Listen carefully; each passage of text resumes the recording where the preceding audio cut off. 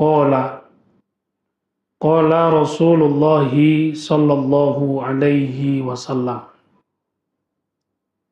idza waqa'ad dubabu fi syarabi ahadikum falyaghmishu thumma liyanzi'hu fa inna fi ahadi janahayhi da'an wa fil akhiri shifaan.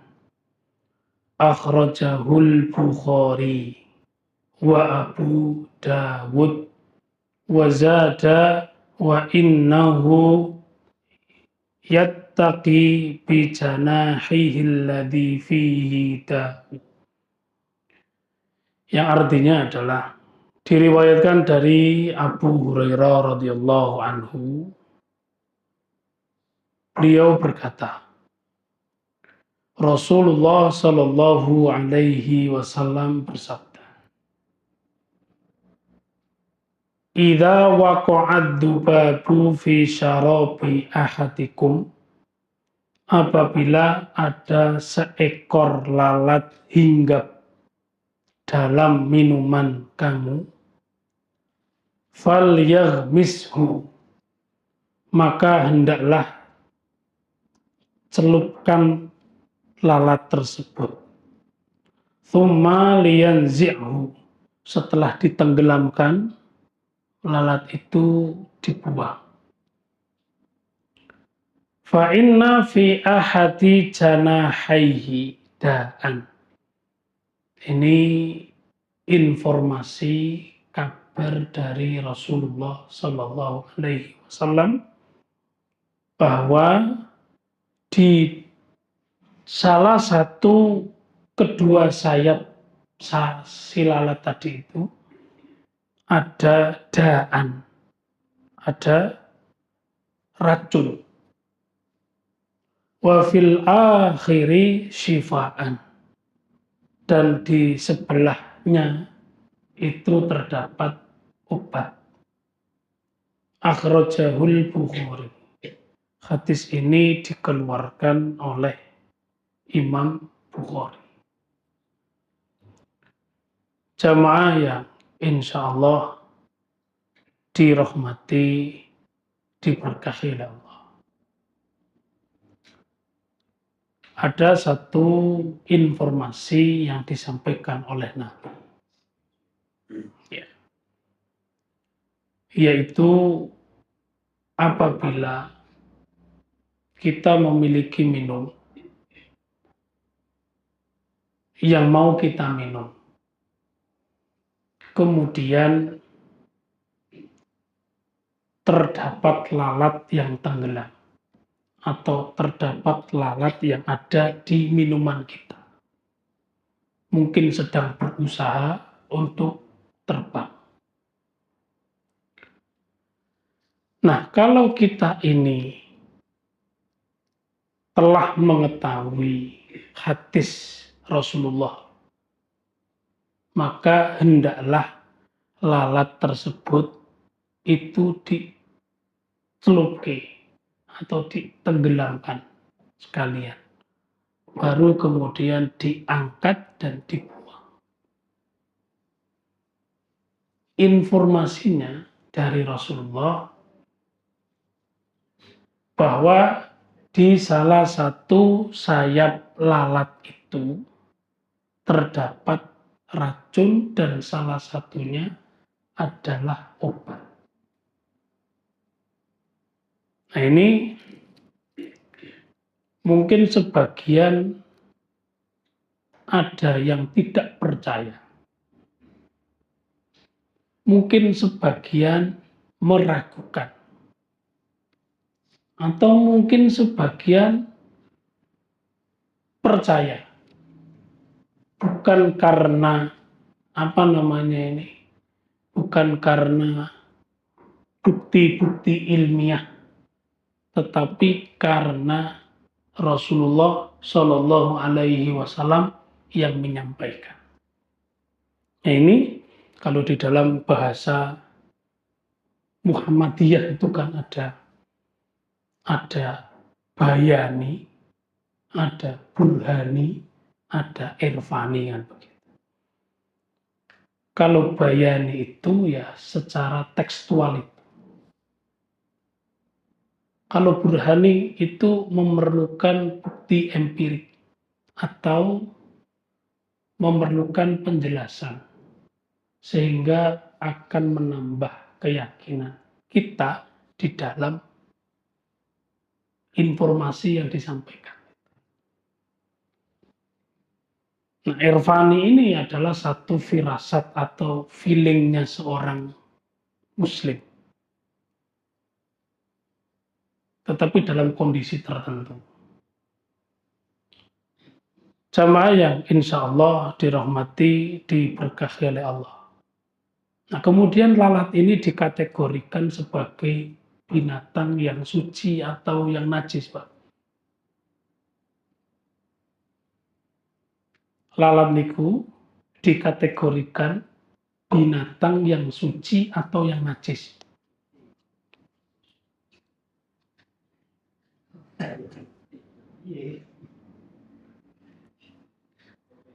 Dibilang suci, kok nok panggonan kotor. Dibilang najis, pas sholat nek mencelok neng baju kok ya nggak membatalkan kan begitu. Nah di sini menurut dalam kitab ini lalat itu dikategorikan suci. Oke. Baik di saat hidup ataupun mati. Tapi tidak semua yang suci itu kemudian napa niku dikonsumsi kan begitu kan. Kenapa? Ya karena Nabi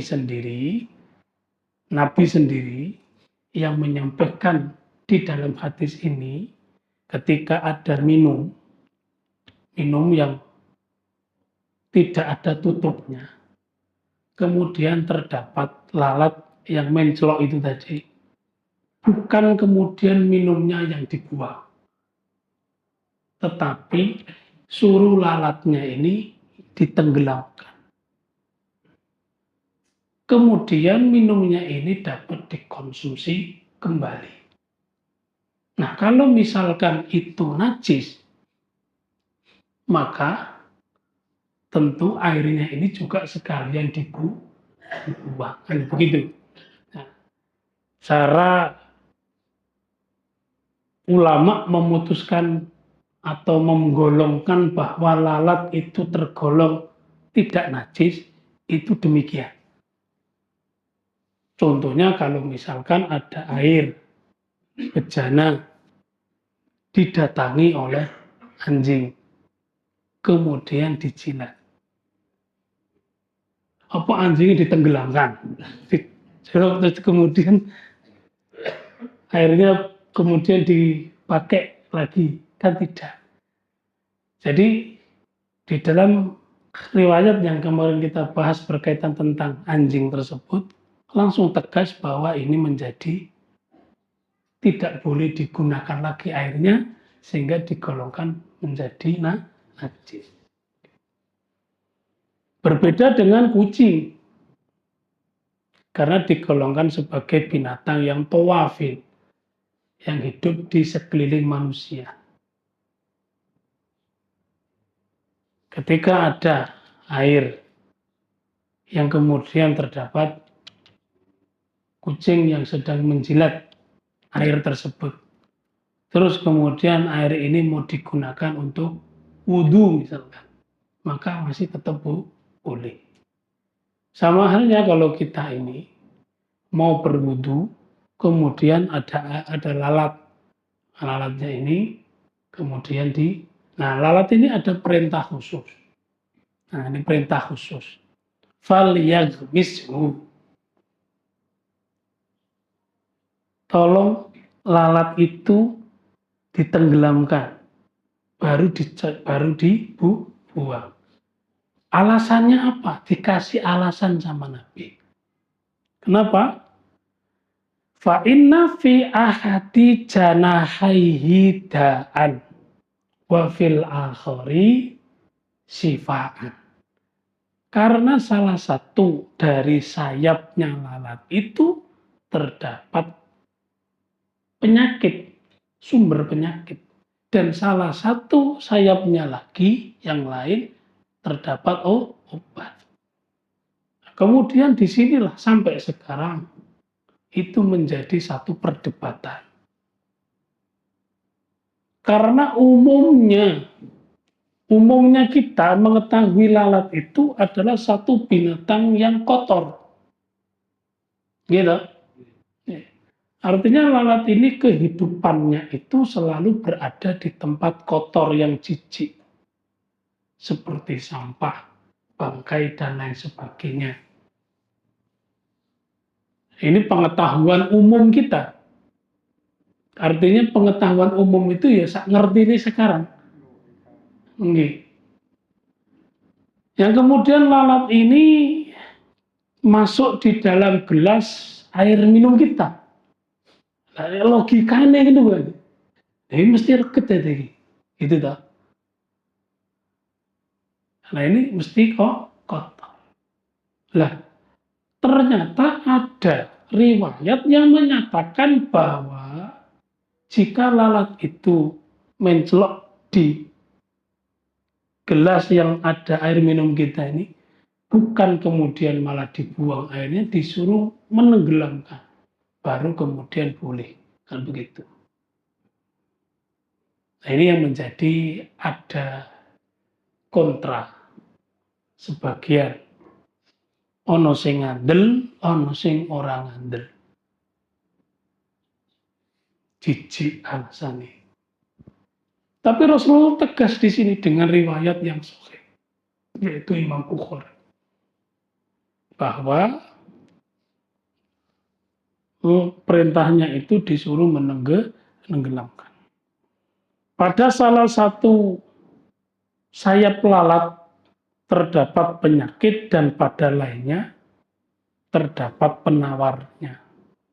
Anjurannya dalam hadis ini untuk mencelupkan dua sayapnya sekaligus. Untuk menetralisir antara penyakit dan penawarnya. Begitu. Nah ini kemudian saya pernah ngaji Fathul Mu'in. Dijelaskan di situ. Dilihat dulu. Kalau lalatnya itu kok masih hidup. Nah itu perintahnya mencelupkan. Tapi kalau kita dapati lalat itu sudah mati, berada di gelas kita, maka sudah tidak lagi tidak lagi berlaku hadis ini. Artinya kalau sudah lalat mati, ya berarti yang dimaksud hadis ini tuh kalau lalatnya masih hidup. Begitu. Nek menurut guru kula mboten. Tapi nggih wallahu a'lam. Tentu ya harus ada itu tadi. Kalau bahasa Muhammadiyah itu ada upaya burhani. Sebenarnya upaya ini bukan meragukan apa yang disabdakan oleh Nabi, tapi memberikan penguat supaya yang awam-awam ini menjadi lebih yakin. Apa upaya burhaninya? Tentu dengan alat-alat lab atau medis. Betul tidak? Kan begitu kan? Satu sayapnya terdapat penawar dan satu sayapnya lagi terdapat racun atau penyakit. Tentu sudah ada penelitian ini, tidak mungkin ini luput daripada para ilmuwan, itu tidak mungkin.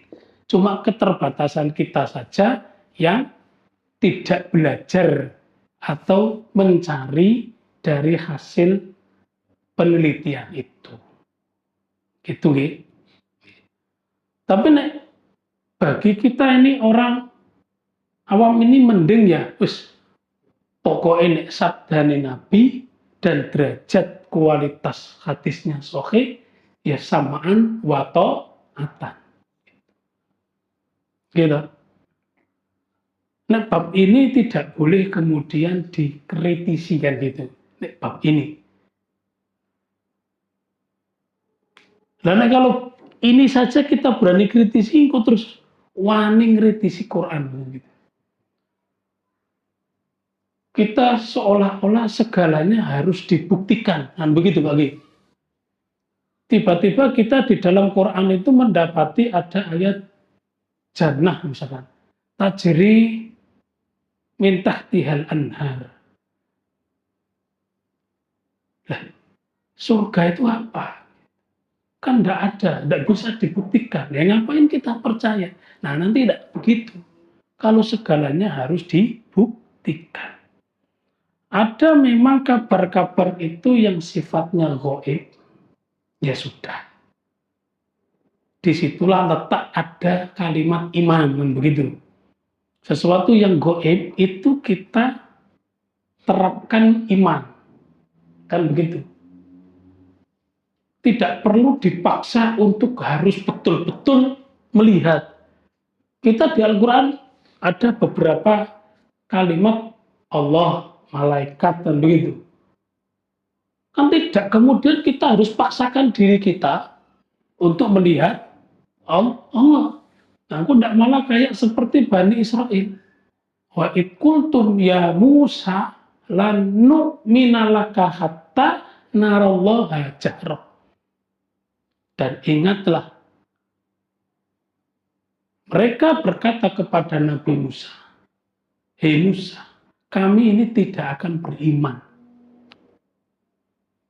sebelum kami ini melihat Allah dengan jahrotan, dengan betul-betul wujud. Kan gitu. Nah ini nanti tidak begitu. Maka ada beberapa di dalam Quran dan hadis itu istilah-istilah yang memang sifatnya gaib. Nah disitulah letak penerapan iman. Kita harus menyikapi itu dengan keimanan dan biarkan. Karena memang kualitas kita tinggi di sisi Allah itu karena menerapkan iman. Itu loh. Nek KPKP kudu dibuktikan, kok tidak malah sesat. Tidak kayak Bani Israel tadi itu. Sudah biarkan yang memang tidak mampu kita jangkau, biarkan, kan begitu. Biarkan itu menjadi imanlah yang berlaku pada diri kita. Itu ada namanya yu'minuna bil ghaib. Nah kalau kita paksakan Tuhan itu harus bervisualan begitu, maka nanti ya sama seperti golongan-golongan yang lain yang memvisualisasi Tuhan mereka. Biarkan memang Allah itu maha gaib untuk saat ini, biarkan. Gaib itu bukan berarti tidak ada. Tetapi kalau masih dapat dijangkau dengan kecanggihan teknologi, seperti misalkan apa namanya lalat ini tadi, ya itu silakan. Tapi dasarnya itu bukan mencari kebenaran, kan gitu. Harus yakin terlebih dahulu bahwa ini benar.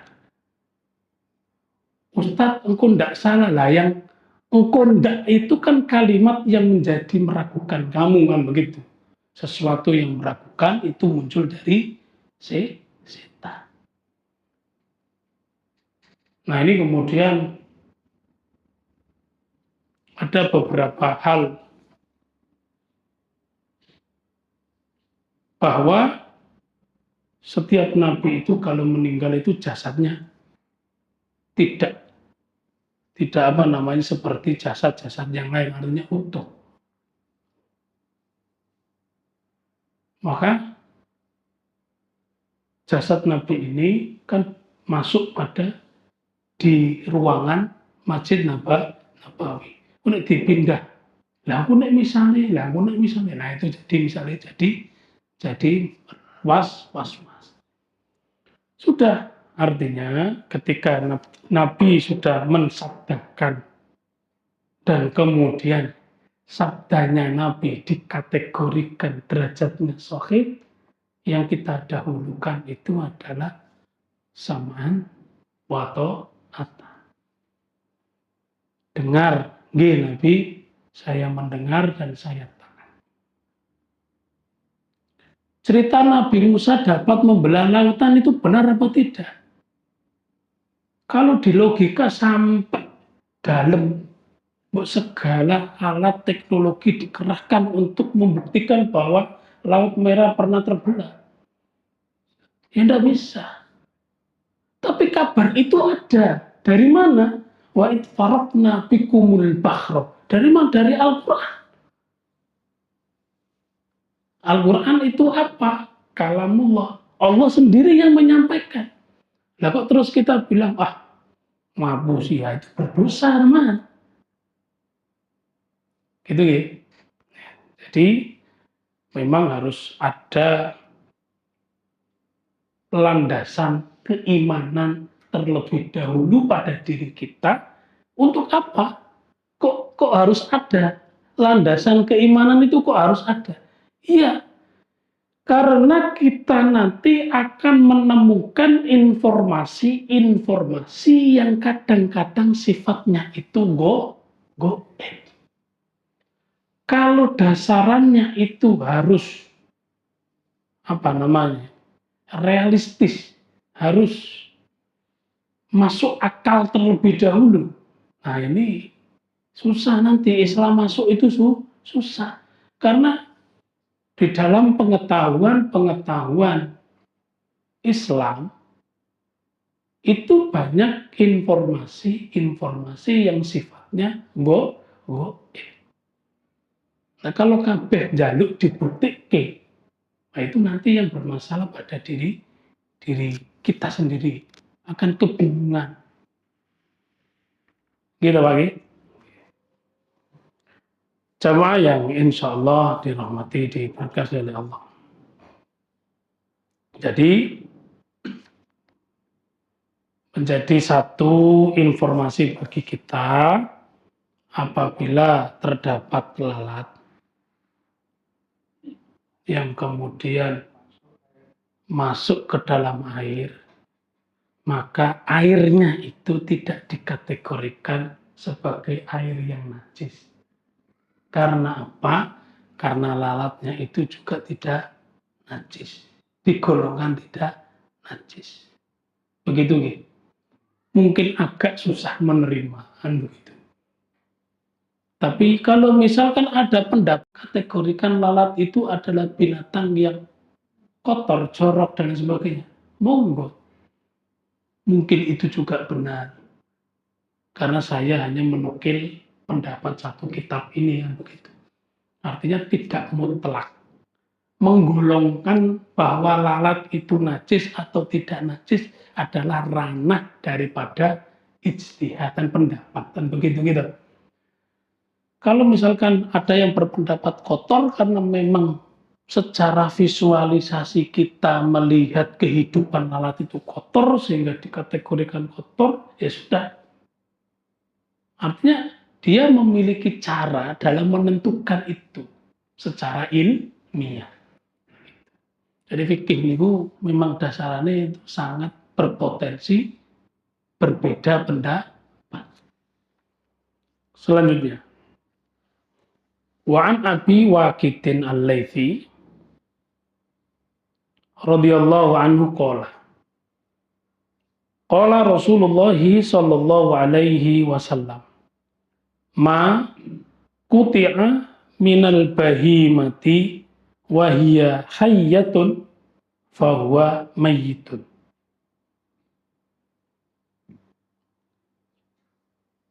Diriwayatkan dari Abu Waqidi Al-Laythi. Beliau berkata, Rasulullah Shallallahu Alaihi Wasallam bersabda, Ma kuti'a minal bahimati. Sesuatu yang terpotong atau terambil atau terpisah. Sesuatu yang terpotong, terpisah, terambil daripada hewan yang masih hidup. Maka fahuwa mayyitun.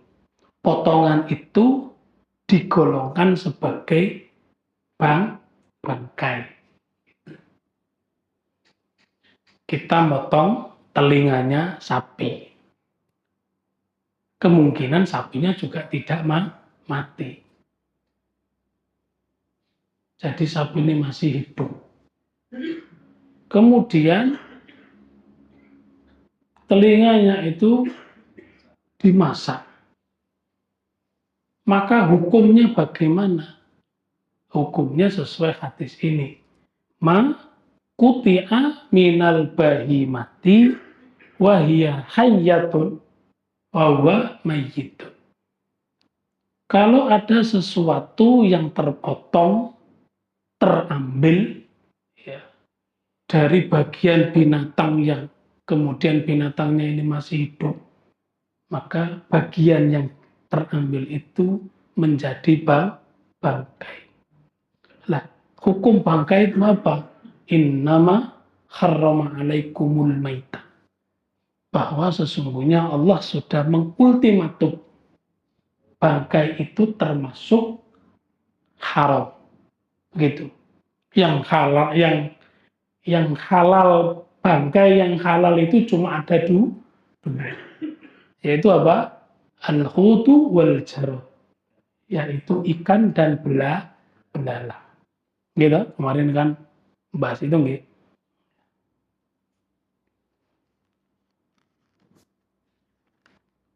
Selanjutnya kita masuk pada bab aniyah, bab wadah, bejana. Wa an Abi Hudzaifah bin Yaman radhiyallahu anhuma qala Rasulullah sallallahu alaihi wasallam la tashrabu fi aniyatidz dhahabi wal fiddah wa la ta'kulu fi sihafiha fa innaha lahum fid dunya wa lakum fil akhirah. Nah ini diriwayatkan dari Abu Hudzaifah bin Yaman. Beliau berkata, Rasulullah Shallallahu Alaihi Wasallam bersabda, La tasrobu fi aniyati dhahabi wal fiddah. Jangan kalian wahai umat Islam meminum dari wadah minuman yang terbuat dari emas dan perak. Wala ta'kulu fi sihafiha, dan jangan makan juga di piring yang terbuat daripada emas dan juga perak. Kenapa? Fa innaha lahum fid dunya walakum fil akhirah. Karena wadah yang terbuat daripada emas dan perak, entah itu wadah untuk minum atau wadah untuk makan, itu adalah milik mereka atau bagi mereka. Siapa mereka ini? Orang-orang yang tidak Islam. Silahkan menggunakan piring emas dan piring perak. Silakan menggunakan gelas emas atau gelas perak. Lahum fid dunia, karena itu bagi mereka yang bukan Islam di dunia. Walakum fil akhirah, dan nanti bagi kita jatahnya nanti pas di akhirat. Ini larangan makan dan minum dengan menggunakan wadah atau gelas yang terbuat dari emas dan perak. Nah, kalau sudah ada larangan begini, artinya hukumnya haram. Gitu. Karena larangan ini tidak terikat pengecualian, gitu ya. Dilarang bagi orang Islam makan dan minum dengan piring dan gelas terbuat dari emas dan perak. Bagi orang miskin. Nah, kalau bagi orang miskin berarti larangan ini untuk orang miskin. Tapi tidak. Artinya larangan ini untuk umum. Kabeh wong sing agamane Islam. Walaupun dia sebenarnya mampu membeli atau yang tidak mampu membeli, itu tetap terkena larangan. Ini namanya larangan am, mencakup semuanya yang Islam. Lu berarti orang kafir boleh. Ya terserah orang kafir, memang orang kafir dia nggak menerima syariat, kan begitu. Kalau kita memilih tidak mau menerima syariat, ya berarti golongan mereka, kan gitu. Bukan berarti bolehnya mereka itu terus kemudian menjadi pilihan. Nek kalau begitu aku tak keluar daripada Islam biar boleh. Nah ini satu logika yang salah. Nah gitu loh. Jadi kenapa mereka tidak digolongkan dilarang? Ya karena mereka tidak akan mau nurut juga. Dengan perintahnya Nabi, menurut nyembah Allah saja tidak mau. Nah begitu. Sebab itulah mereka digolongkan kafir karena menolak syari. Hukum ini berlaku umum, mau laki-laki, mau perempuan selama dia itu Islam.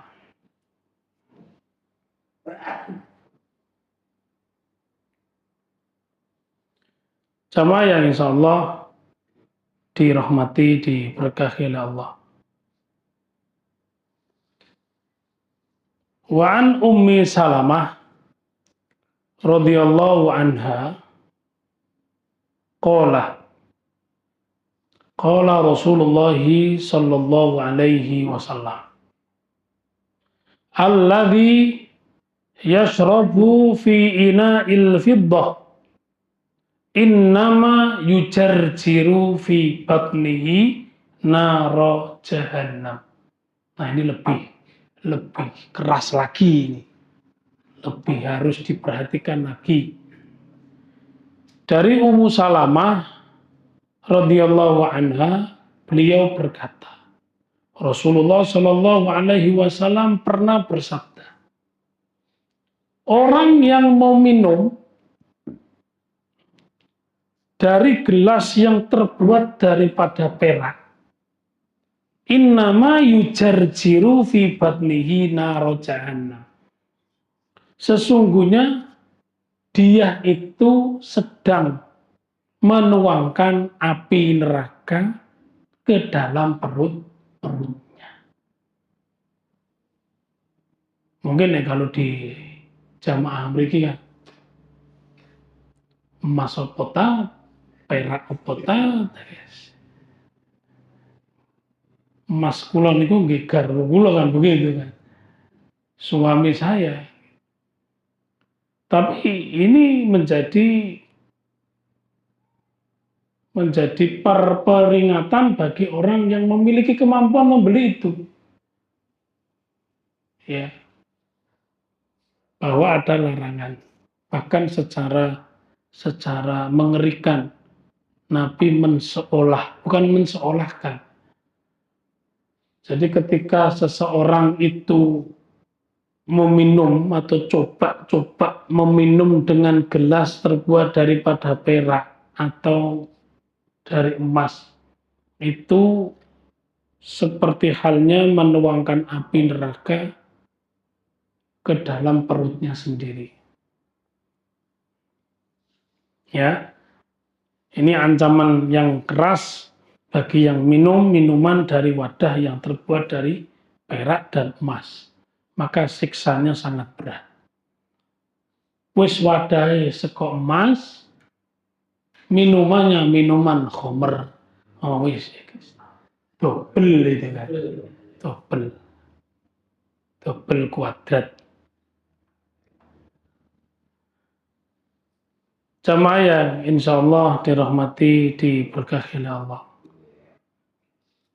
Wa ani ibni Abbas radhiyallahu anhuma qala qala Rasulullah sallallahu alaihi wasallam idza dzubigha al-ihabu faqad tahura ayyuma ihabin dubir apabila kulit binatang itu telah disamak. Disamak itu berarti dia apa, Pak? Dipisahkan daripada daging yang menempel. Kan begitu. Jadi kulit binatang. Maka kulit binatang ini dihukumi suci. Dan dalam riwayat Arba'ah bahwa kulit binatang apa ini? Kulit binatang apa saja ya, yang disamak. Tapi ingat, tidak semua kemudian yang suci itu dapat dimakan. Berarti kulit singa boleh, kulit beruang boleh. Boleh nggak, Pak? Pengecualian. Dalam kitab fikih atau Qorib atau Mu'in dijelaskan kecuali kulitnya babi dan anjing. Itu pengecualian. Babi yang mana? Pakai babi itu kan. Babi hutan, babi kandang, babi apapun babi. Dan anjing liar, anjing hutan, anjing rumahan, itu semuanya tidak suci. Kalau yang lain suci. Begitu.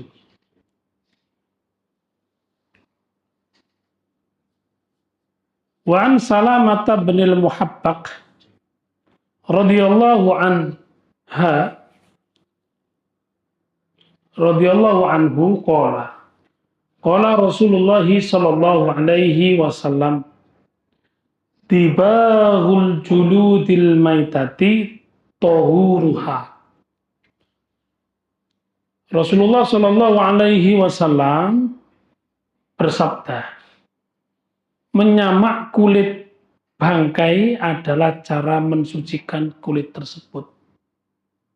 Jadi kita mendapati ada kambing yang sudah mati, tapi belum sampai pada kategori busuk. Artinya dengan dengan pengetahuan kita bahwa ini kematiannya adalah baru kan begitu. Dan ini tidak busuk. Maka menyamaknya, memisahkan kulit daripada daging itu dengan cara yang khusus penyamakan, maka kulit itu menjadi suci. Sucinya kulit itu gara-gara disamak. Itu tadi. Kalau zaman riyen mungkin digunakan beberapa hal yang bermanfaat.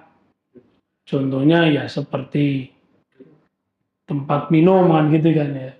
Tempat minum atau jadi alas tidur zaman dulu, atau jadi ya penutup apalah gitu.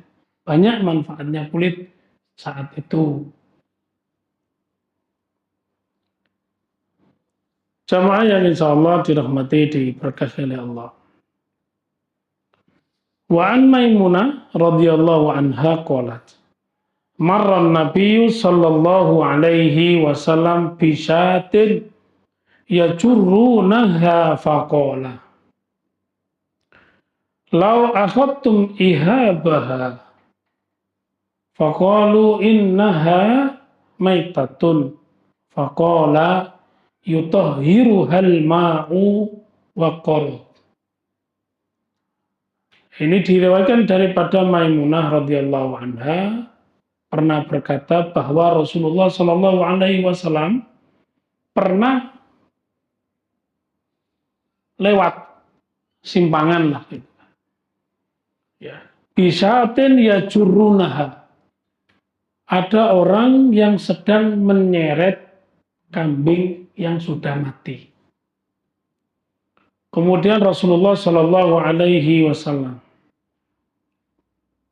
ada satu apa namanya kaum lah yang nyeret kambing mati begitu. Kemudian Rasulullah Shallallahu Alaihi Wasallam bersabda, "Lau akhudtum ihabah, kalau saja kalian ambil kulitnya atau seandainya kalian itu mau mengambil kulitnya." Kemudian mereka berkata, orang-orang ini yang sedang menyeret bangkai tadi, bangkai kambing ini, "Innaha maitatun ya Rasulullah." Ini sudah menjadi bangkai. Artinya binatang ini bukan mati karena disembelih, tapi mati karena bangkai kan gitu. Fakola, kemudian Rasulullah Shallallahu Alaihi Wasallam bersabda, "Yutahhiru hal ma'u wal qarad." Gak apa-apa bahwa kulitnya itu masih dapat kalian manfaatkan dengan cara mensucikannya. Dengan apa? Yutahhiruha al-ma'u wal qarad, yaitu dengan air dan daun akasia.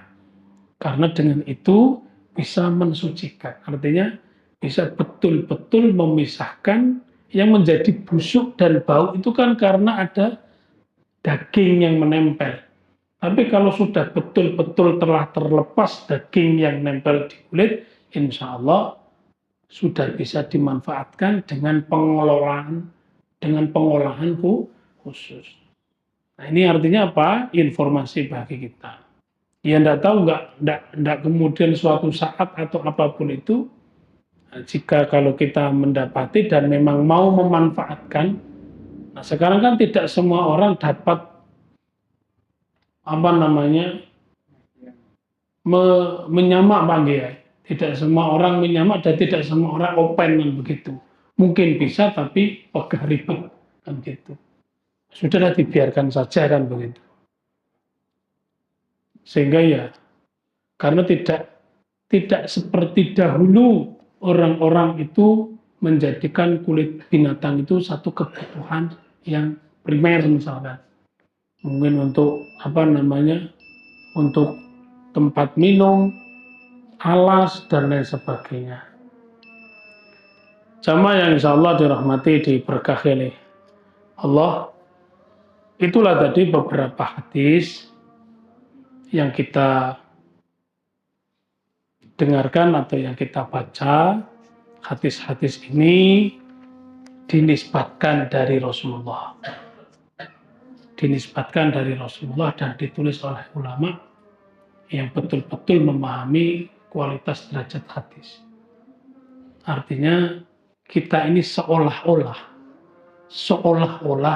mendengar langsung sabdanya Nabi.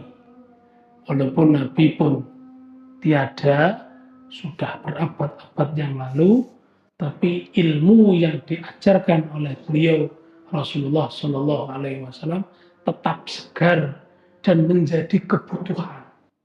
Walaupun ada yang sudah tahu keringnya, aku kan gitu, tahu kurungu, tapi tetap menjadi kebutuhan. Akan sampai pada hari kiamat, kitab ini atau hadis-hadis Nabi itu menjadi satu kebutuhan di dalam kehidupan atau di dalam berkehidupannya orang Islam. Patokannya ya ini, yaitu patokannya ya hadis-hadis yang disampaikan oleh Rasulullah Shallallahu Alaihi Wasallam yang derajatnya sahih. Alhamdulillah kita telah sampai. Insya Allah kita akan melanjutkan pada hadis yang ke-19. Insya Allah di pertemuan yang akan datang. Mungkin ada yang bertanya atau tidak ada yang bertanya? Oh iya. Jangan masuk dalam gelas yang ada minumnya. Belum sempat menjauhkan ke bawah, langsung tergambar.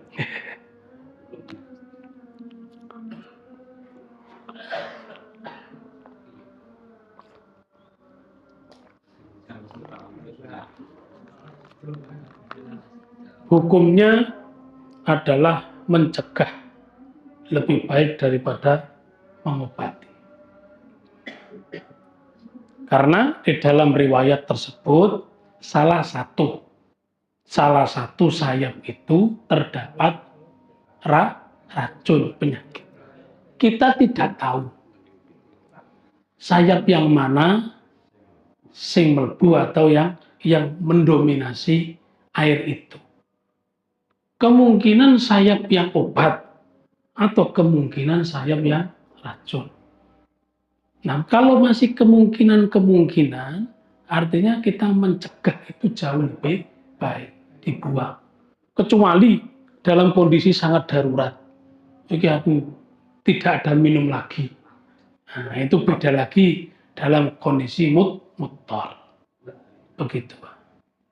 Tapi kalau panjenengan melihat bahwa lalat itu sampai renang-renang tenggelam, sudah cukup, itu berarti tidak perlu ditenggelamkan karena lalatnya mungkin sedang kepanasan dan ingin berenang. Gitu. Wallahu a'lam bishawab.